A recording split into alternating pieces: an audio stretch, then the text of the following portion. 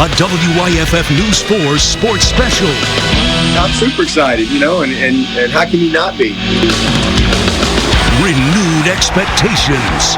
That we have everything that we need here to be successful and win. New excitement. I just know we have a chance to have a good football team. College football season is here. Because if you don't have high expectations for yourself, then you're not gonna be successful.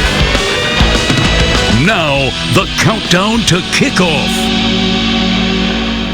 A lot has changed since last we left, but the more things change, the more they stay the same. Campuses and stadiums roaring back to life as the passion and pageantry of college football returns in full force for a fall season meant for all. Welcome into Countdown to Kickoff. I'm Mark Whiteman. Julia Morris will join us in just a moment. Expectations sky high in Tiger Town again, while enthusiasm unseen since the Steve Spurrier days rolls through Columbia. In Athens and Conway, top 25 teams eyeing unforgettable seasons, while area schools from Spartanburg to Clinton embark on their second season in the last 6 months. There's games all over the country this weekend, but nationally there's no game more anticipated than Saturday's tilt in Charlotte between Clemson and Georgia. Just the fourth time this century two teams have opened the season in a top 5 matchup. The Tigers and Bulldogs haven't played since 2014 when Georgia pulled away with a 3-touchdown fourth quarter for their 42nd all-time win against Clemson. Both programs boast title hopes, and a win will bolster them, but what happens doesn't define either with the whole season ahead. Regardless of what happens in this game, we for either team, the one thing I can tell you about this game is both teams are going to get better. Both teams will get better from this game. Somebody's going to win, somebody's going to lose, but both teams are going to improve. Because again, it's just rare that you get a challenge like this. This is a big boy football game right out of the gate. Also rare to see the type of recovery Tyson Pumachan has made. Clemson's backup quarterback, the Miracle Man, healthy and cleared to return 5 months after tearing his Achilles in the Tigers' spring game. At this time a year ago, Kirby Smart didn't know who Georgia's starting quarterback would be, but this go-around, the Bulldogs have their guy. JT Daniels started the final 4 games for Georgia, averaging 300 yards passing down the stretch and provided a level of confidence and continuity offensively. But Smart, aware of the challenges the Tigers' defense presents. Probably one of the best defenses I've ever seen returning in terms of number of starts and number of games played. The volume of experience is unmatched anywhere, anytime, and I've been in college football a long time in terms of just how much football those guys have played. One defensive star to watch for on the Georgia side, former Tiger Darian Kendrick. Smart saying he's spoken with Kendrick about keeping his emotions in check as he gets ready to face his old team, and that he's excited to see him compete. The Bulldogs won the last time these two teams faced off in 2014, and it's just the third time that Clemson has opened the season against a top 5 team. The two teams also played to open 2013, with Clemson winning that one 38-35. Kickoff in Charlotte set for 7:30 on Saturday. Julia. Mark, the Shane Beamer era begins Saturday in Columbia, but just a few weeks ago, no one could have guessed who he would pick as his Week 1 quarterback. After Luke Doty suffered a foot injury during fall practice, Zeb Nolan put on the pads and earned the starting nod earlier this week. Nolan played for both Iowa State and North Dakota State, but joined Beamer's staff as a grad assistant coach this summer, just months after starting most of the spring season for the Bison, where he threw 5 touchdowns against 6 interceptions. Months of learning the offense as a coach meant his command of it was evident in practice. It wasn't like he walked in that huddle the very first day of practice and was overwhelmed and didn't know what to do. He got in there and was really able to operate. I think it was a blitz period we had where we go against our defense. It's all blitzes, it's all third down, and our guys are coming from everywhere.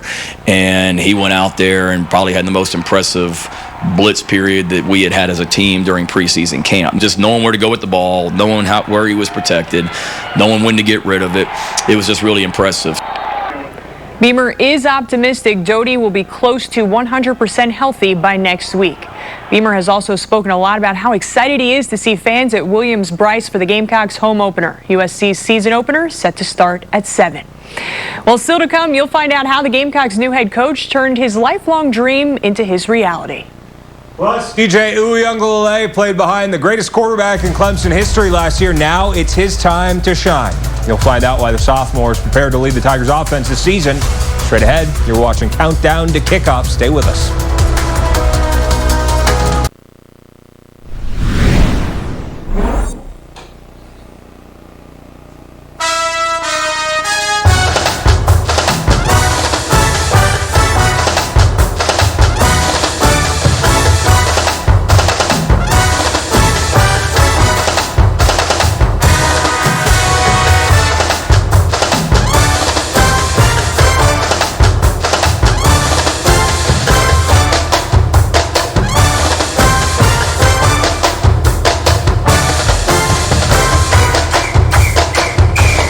Hey, welcome back.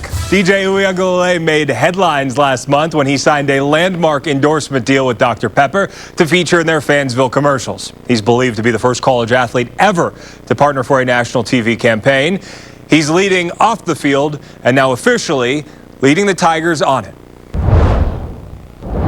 With the first pick in the 2021 NFL Draft, the Jacksonville Jaguars select Trevor Lawrence, quarterback, Clemson. The winningest quarterback in Clemson history left quite the footprint in his old stomping grounds.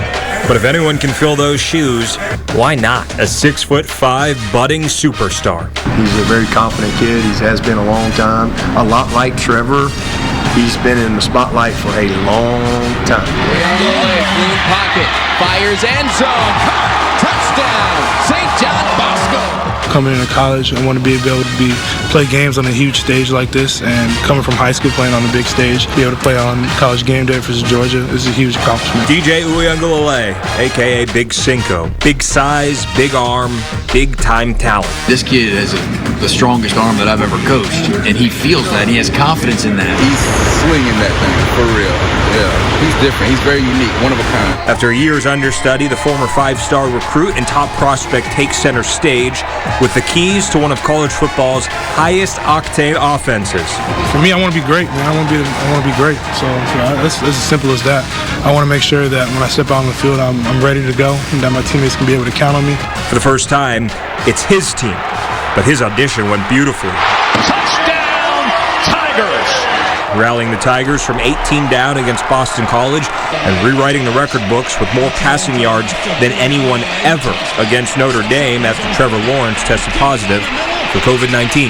I mean, he's special. I mean, it's just, I mean, are you kidding me? You watch this guy play, he's gonna be awesome. Uiagalelei's play speaks volumes, but his quiet confidence and silent work ethic reverberate. It was the night before. We're in the room, like we room together at home game. So we're in the hotel room, like, are you good? Like, nervous? You all good? He's like, yeah, I don't get nervous. Like, what? Like, yeah, I don't get nervous. I was like, all right, man. All right, cool. I got you. We had practice, early practice on Saturday, and I'm walking in the building, and he's walking in just ahead of me, you know, to go and watch film on his own when the players didn't have to be there for another couple of hours. He's become more of a vocal guy in the huddle, and he knows that he's kind of the guy that everyone looks towards to really run the show at the end of the day. He's not really an overwhelmed type of a kid. He may be, but you don't see it. He's like that duck on a pond, right? He's just like that all the time, but I don't worry about him. I think he learned a lot from Trevor. And again, I think it just kind of comes with who he is. And Trevor Lawrence and the greats before him, Uiagalelei has a lot to live up to. It's what he's been waiting for. Trevor Lawrence, he's probably the best quarterback to ever play college football. And I think everyone should give their respect to Trevor. I mean, I'm just DJ. He's just DJ, and it will be a lot of fun to watch he and the Tigers light up the scoreboard this year and for the years to come. But of course, Clemson's defense should again be among the nation's best. In 2020, Clemson led the ACC in total defense for the 4th time in the last 5 years, and defensive coordinator Brent Venables has 20 guys with starting experience returning this season. We'll see what our maturity's like. It's been a good camp. That doesn't mean that we're going to have this great year. You know, it gives you a chance to have a good year.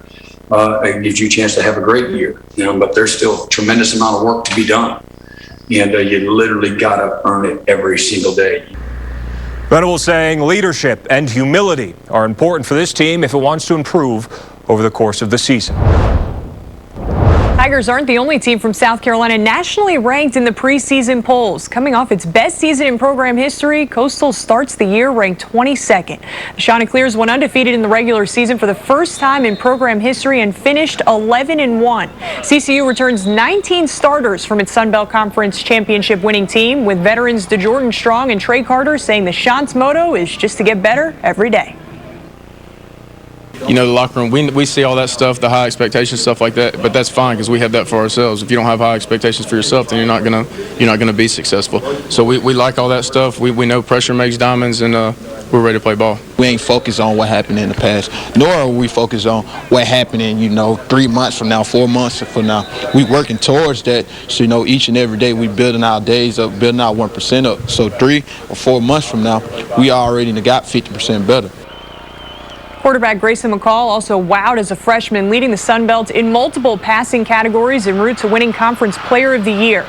He'll lead the Chants out tomorrow for their opener against the Citadel. Game time is set for 7 p.m. Well, a new era begins in Columbia on Saturday when Shane Beamer begins his first season as South Carolina's head coach. As he enters his first season leading a program, Beamer is filled with gratitude to be back in the place he calls home. A lot of old memories. Coach Spurrier used to do a Easter egg hunt, his wife Jerry with the kids out here, so I can remember my little girl that's 12 now.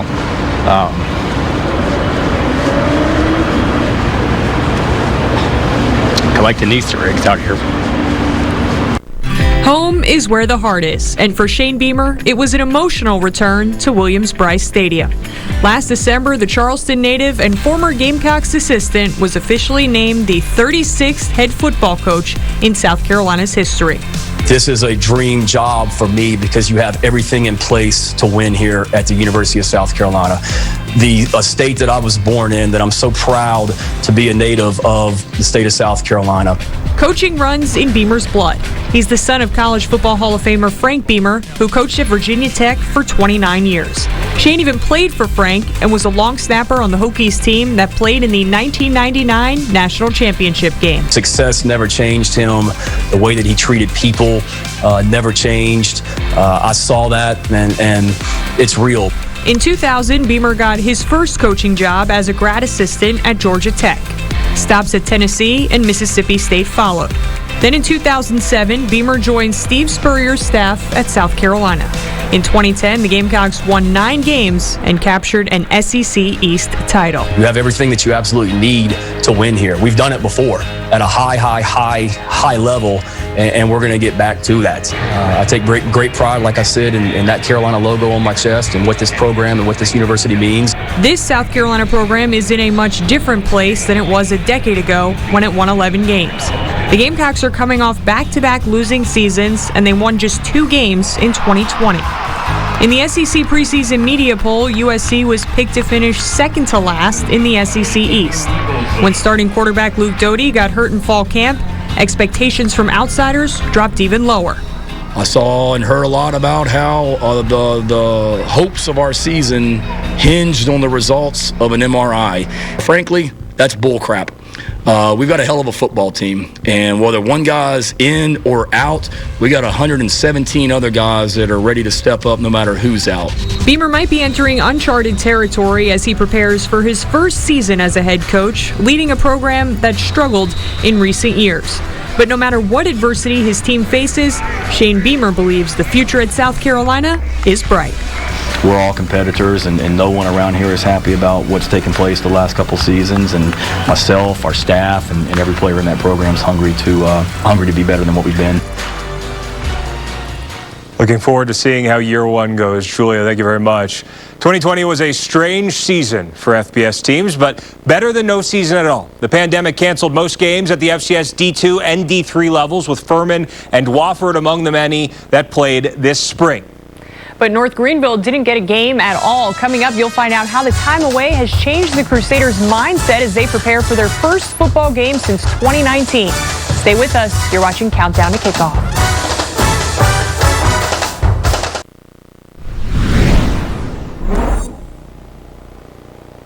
A year ago at this time, teams in our area were coming to grips with the fact they wouldn't be playing in the fall. For many of those same programs, this fall means playing a second season in the same year. And at Furman, the Paladins eager to put the first of those seasons behind them. After finishing 6-2 in the SoCon in each of Clay Hendrick's first 3 years at the helm, the Paladins took a step back in the unprecedented spring slate, ending 3-4 in the bottom half of the league standings. But instead of 8 months to stew over what went wrong, Furman had 4, and they're viewing the condensed offseason with a glass half full. That was one of the few good things that came out of that. I've had some bad seasons before, but didn't have a short turnaround. And then we came out of that season relatively healthy. You know, energy's been good, and excited where we are.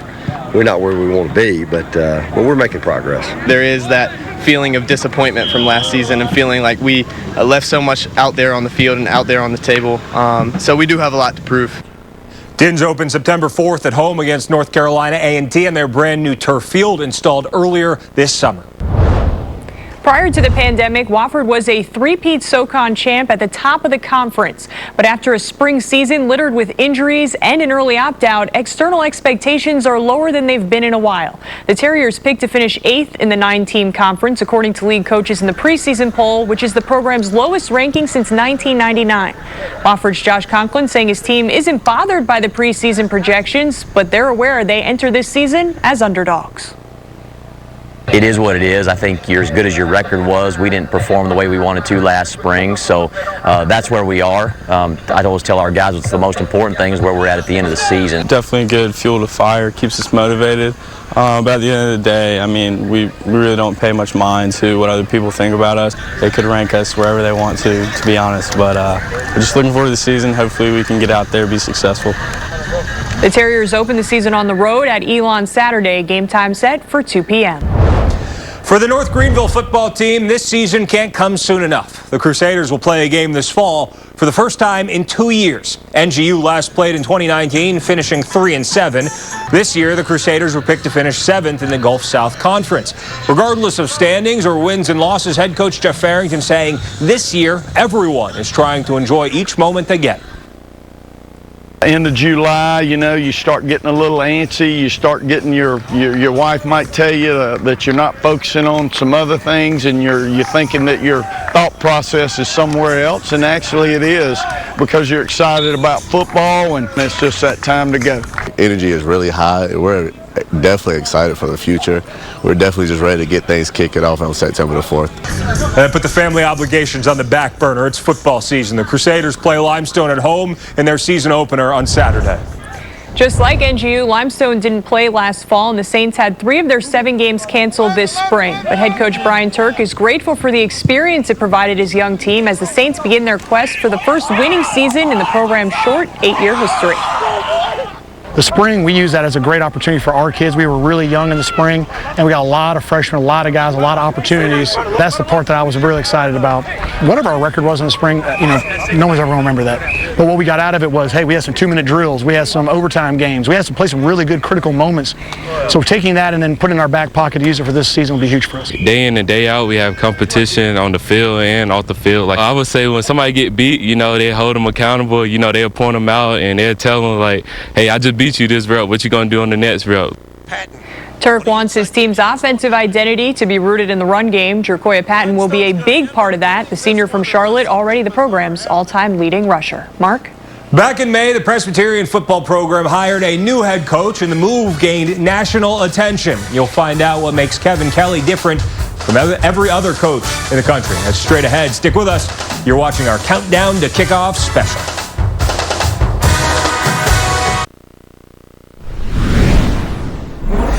Hey, welcome back to Countdown to Kickoff. Coming off their first winning season since 2014 earlier this spring, Presbyterian College fired head coach Tommy Spangler and swung for the fences hiring Kevin Kelly. The 52-year-old won 9 state titles in 18 years at Pulaski Academy in Arkansas, drawing national attention for his unorthodox coaching philosophy, which includes never punting and repeatedly attempting onside kicks after scores. There's no punter on PC's roster and no ceiling to their expectations, with the Blue Hose setting out to win the Pioneer Football League in year 1. I do think we can accomplish the ultimate goal of winning a national championship. Maybe it takes a few years or whatever, but I know this. I think we've got what it takes from what I've seen to win a conference championship. Is it going to be hard? Yeah, it's going to be extremely hard. Is it going to be something that anybody else around here believes? Probably not, and they shouldn't based on the history and the evidence there. But I want these kids to believe it. The Blue Hose host St. Andrews on Saturday at 4. Down in Erskine, the Flying Fleet left the runway for their first season in 70 years in February, soaring past Barton in their opener. But the D2 program dropped their final 5 games to finish their maiden flight 1-5. Erskine has an 11-game slate on the manifest this fall, starting Saturday at Catawba College. Well, we're a little more than 64 hours from the first noon kickoffs of the college football season, but before we leave you tonight, it's time to go by the numbers. Our first number is 4. Clemson and Georgia's meeting Saturday night is just the 4th season opening game since the turn of the century to involve 2 Associated Press top 5 teams, the most recent coming in 2017 between number 1 Alabama and number 3 Florida State. Our next number is 15. Saturday will be the 15th time Dabo Swinney coaches in a top 5 matchup. He's 8-6 in those games. Only Nick Saban, Barry Switzer, Bobby Bowden, and Woody Hayes have more. And for the Georgia Bulldogs, our number is 10. That's the number of wins they have against top 10 teams under Kirby Smart, including the last game they played, a 24-21 Peach Bowl win over number 8 Cincinnati. When South Carolina hired Shane Beamer last December, he was the youngest head coach of the program in more than 25 years. He's only 43 years old, but Beamer has been coaching for more than 2 decades, spending that time coaching a variety of positions. That brings us to our next number, 9. Beamer has held 9 different coaching titles in his career, managing everything from cornerbacks to tight ends. He's also brought in a lot of new faces to help him at USC this year. 9 of 10 on-field assistant coaches are first-time members of South Carolina's staff. Our next number is 11. Coastal Carolina matched its best start to a season when it won its first 11 games in 2020, a mark that CCU also reached in 2014. The Chants' 11-0 record in the regular season was the program's first ever undefeated regular season. Coastal also nationally ranked in the AP Top 25 poll for 11 straight weeks last fall. You know, we wait so long for football, and it never feels like it's long enough. Whoever you root for, wherever they may be, enjoy the season, the games, and the companionship we missed a year ago. For Julia Morris and the rest of our hardworking team, I'm Mark Whiteman. Thanks for joining us for Countdown to Kickoff. Good night.